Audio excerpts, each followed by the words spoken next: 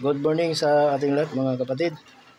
So sa video ito yung part 2 ng traditional cutting method natin. So may video tayo kahapon na yung process natin kung paano natin idinikit yung masking tape sa PCB at kung paano natin idinikit yung foil pattern sa PCB. So yung ginamit natin, ito nakikita nyo, white glow, yung masking tape natin na waterproof. Yan yung mga ginamit natin kahapon. Gunting. Yan. So ito yung video natin kahapon mga kapatid. Hindi ko na ipakita sa inyo kung paano siya i-cut. Pero ito ay cutting method. So nabutasan ko na rin siya, na tubog ko na rin siya sa perchloride. Nataniman ko na, tinisting ko ito kahapon. Ito yung video natin. Ngayon, may prepare ako dito na maliit na circuit lang para sa cutting method natin. So yung pamamaraan na to, ito yung marami kasing pamamaraan kung paano yung traditional cutting method. Ito naman yung sa akin naman, sa pamamaraan ko. So yung iba kasi may mga pamamaraan din sila kung paano yung cutting method. Yun. So mapapansin niyo mga kapatid, pag bumili tayo ng PCB, so ito yun siya. Hindi siya makintab. Yan. Kung i-direct natin na ganito yung masking tape, kahit pa waterproof siya, may possibility na matanggal yung masking tape pag tinubog na natin sa perchloride kasi may langis-langis pa to. So ang kailangan natin gawin, kaskasit muna natin siya ng steel wool. Yan. Tanggalin natin yung langis-langis niya bago natin idikit yung masking tape na waterproof. So ito, naidikit ko na yung foil pattern. Yan, so ikakat na lang natin. Yan, so mga materials, so siyempre kailangan natin ng cutter yan. So ito yung gagamitin ko kasi ito yung mas gusto ko. Kasi pag mapurol na siya, pwede mo siyang putulin, pwede mo siyang tanggalin. So may panibagong na naman siya. Unlike dito na pag napurol na, papalitan mo yung talim or pwede mo naman siyang asahin. Medyo mahal nga lang kasi ang talim nito mga kapatid. Ito medyo mura-mura. Ayun, kung ayaw mo naman gumastos, pwede kang maghasa ng talim ng lagari. Maganda rin yun. Basta patulisin mo lang siya ng ganito. Pag pumurol, so hasain mo lang siya ulit. Yan. So, yun. So, yung sa cutting method, kailangan tiyaga lang yung puhunan mo dito. Kung wala kang tiyaga, hindi mo talaga magagawa to. Yan. So sa mga baguhan na kagaya ko, kung gusto nyong gumamit ng cutting method, so ito yung pamamaraan ko. Kung gusto nyong gayahin, okay lang naman. So yan. So nakikita nyo yung pattern natin, nakadikit na yan. So ang maiiwan lang dyan yung black. Yan. Yung black lang ang maiiwan dyan.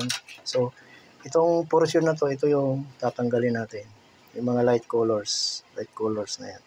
So yung mga black, yun yung mga maiiwan. Yan. So mapapansin nyo rin kung yung mga dot sign na yan, kailangan mo siyang padaanan ng tulis ng cutter. Para yan na yung tanda natin kung magbubutas na tayo, mayroon na tayong tanda. Yan kasi yung bubutasin natin. Kasi pag once na dinubog mo sa perchloride yan, matutuklap yung pattern na yan. Ang maiiwan lang dyan is yung masking tape. Kasi papel lang yan, matutuklap yan. Dinikit lang natin, gamit natin yung white glue. So ito naman, pinasirox ko to. Ano yan, sukat na sa mga pisa yan. Pag kaya kailangan mo siyang padaanan ng tip ng cutter, ganyan. Para yan yung tanda mo kung nagbutas ka na. Kasi kung hindi mo ginanyan, pag nagbutas ka, hindi mo alam kung saan mo bubutasan. Kagaya ng IC, kailangan yung IC na yan, ito kasi IC yan. So kailangan talaga may tanda. Okay lang yung mga resistor, pwede mong i-adjust, pero yung IC mahirap i-adjust. Yan. Yan. So yun yung gagawin natin mga kapatid. So dito, kailangan mo lang talaga ng tiyaga at saka dapat hindi pasmado yung kamay mo kung cutting method yung gagamitin mo. Kailangan relax ka lang kung pinapadaanan mo siya ng cutter. Yan. Yan, so yun, umpisa na natin mga kapatid kung paano natin i-cut. Yan, so ito yung cutter natin mga kapatid, mga purol na kasi to. So ito yung sinasabi ko kanina na pwedeng putulin yan. So itong cutter kasi meron nakalagay dito na plastic na pangputol doon. So nawala siya.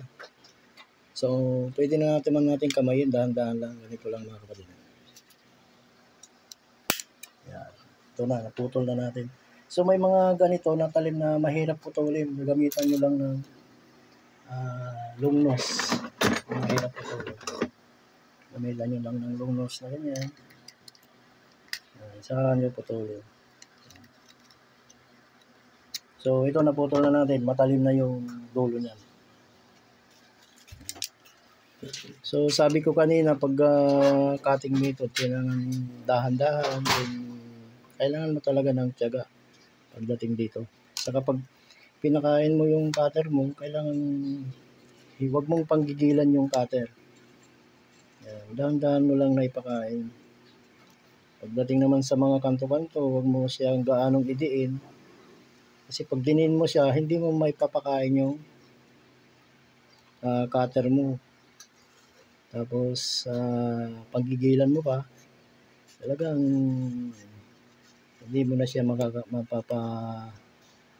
makat ng maayos. So, ganyan lang mga kapatid, yung pagkat nito. Ano lang, ang hawak mo lang is yung katamtaman lang, yung nararamdaman mo lang na kumakain yung cutter mo. At siyempre matalim yan eh. Kasi kung idinagan mo maigi yan, talagang kakainin din niya pati yung copper ng PCB. Yan. Pag nakat mo yan siya, so para makapagpahinga yung kamay mo, siyempre tatanggalin mo na yung nakat mo. Kasi kung tinuloy-tuloy mo yan, mangangalay yung daliri mo yan sa kakahawak ng cutter. So, sabi mo, parang wala kang nagagawa. So, pamamaraan na ganun, makikita mo ngayon yung gawa mo kung meron ka ng nakakat o wala pa. So, yan, nakat na natin yung gilid-gilid, mga kapatid. Yan, nakat na natin. Yan. So, dito naman tayo. Dito kasi malilit na circuit yan, mga kapatid. So, kailangan talaga ng tiyaga. Pagtiyagaan mo talaga yan na ikakat talaga. Yan.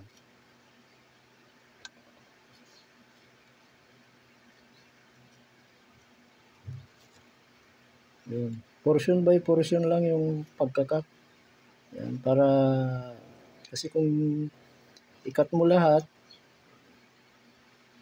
baka sabihin mo parang ayaw mo na. So, kailangan pag may nakat ka, tanggalin mo na rin agad para may nakikita kang natatapos mo. Yan.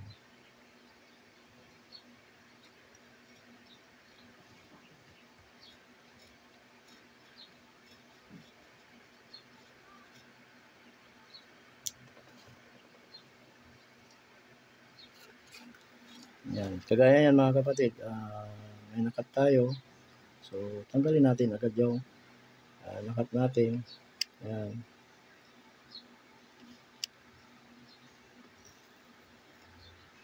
So, yun. Diba? Then, tanggalin natin doon. Kasi wag nating piliting hilain, baka matanggal yung pagkakadikit niya. Yan. Then, saka natin ituloy ulit, dahan-dahan. Huwag siyang ganong tayong-tayo yung cutter mo kasi talagang mahihirapan kang mag-cut. Kailangan medyo ihiga mo siya ng konti para slight na slight lang yung kain ng cutter.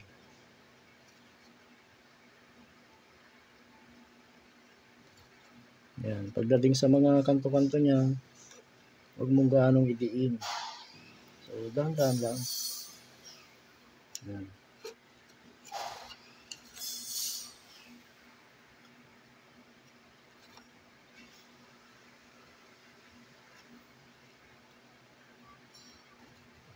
So, ang pattern na pala ito mga kapatid, ito yung ano, ito yung input buffer na ginagamit ko na pang testing.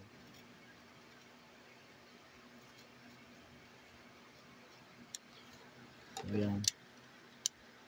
Then, tanggalin mo na rin agad para makikita mo yung kinakalabasan niya. Kung okay ba o ano, kailangan ba may adjustment, ganyan. O, di ba? So, yun. Di ba? Yan. So, yan, pasikip ng pasikip yung ano natin, yung pattern natin. So, kailangan natin talaga ng pagtiyagaan yan, mga kapatid. So, sa kagaya nating mahina na yung mata, kailangan talaga natin magsalamin.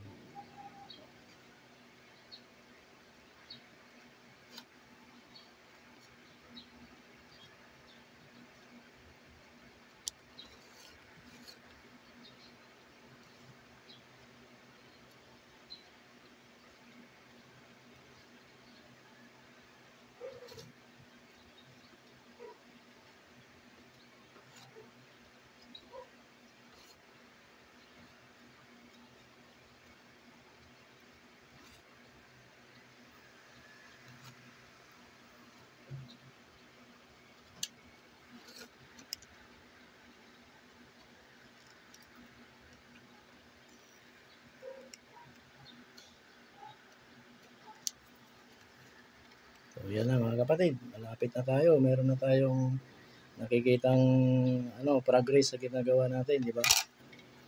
Ayan, so ito naman, pagdating dito, so sabi ko nga, pasikip yung circuit. So, kung may tiyaga ka yan, kaya mong gawin yan. Pero kung mainipin ka, at may pambili ka naman, bumili ka na lang ng nakat. Tapos, mayroon pang naka-indicate doon kung anong mga pyesa ang ilalagay mo.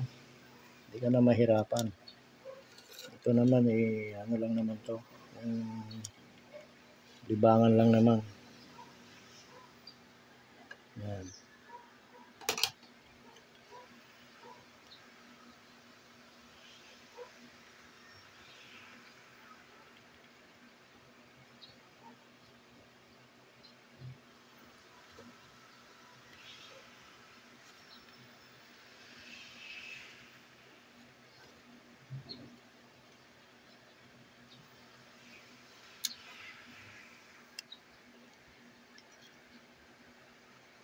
Yan. So, yan. Okay na. Tanggalan natin mga kapatid yung may circuit na tayo natanggal. So, nakikita nyo yung mga dot na yan.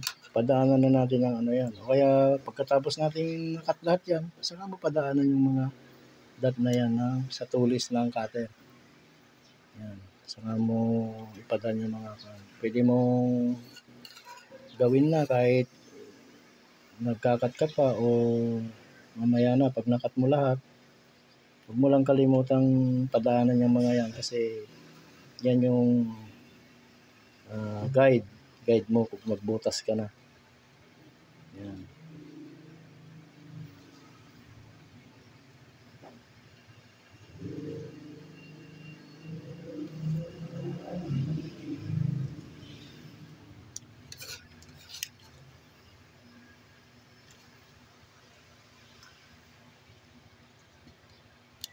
Yun, kagaya yun.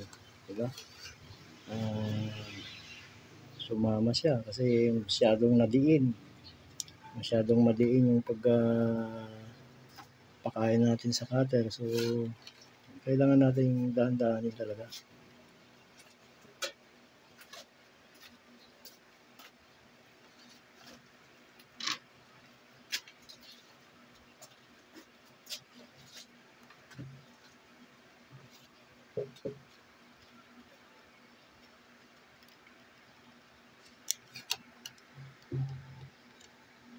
Pwede rin yung petrol pin na gamitin dito mga kapatid. So, So sa pintel pen, dapat waterproof din yung pintel pen na gagamitin mo kasi para hindi siya permanent na pintel pen na gagamitin pag pintel pen. Doon naman sa pintel pen naman, kailangan talaga hindi rin pasmado yung kamay mo doon kasi ikaw mismo yung magdo-drawing. Ido-drawing mo yung pattern na yan. Ang gagawin mo lang, butasin mo lang lahat yan. Pag nabutas na, yun yung guide mo para doon ka na mag-drawing ngayon. Diba? Ito naman is nakadikit na yung pattern. Ikakat na lang. Kakat lang natin. Yun, malapit na matapos mga kapatid. Kunting kimbot na lang.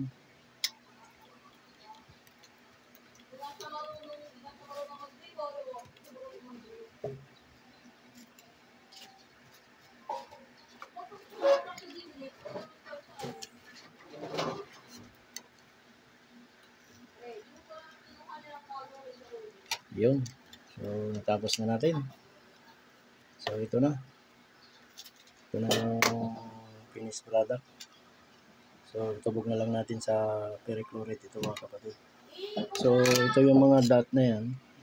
Napadaanan na natin yan ng tip. Yung tip ng cutter natin.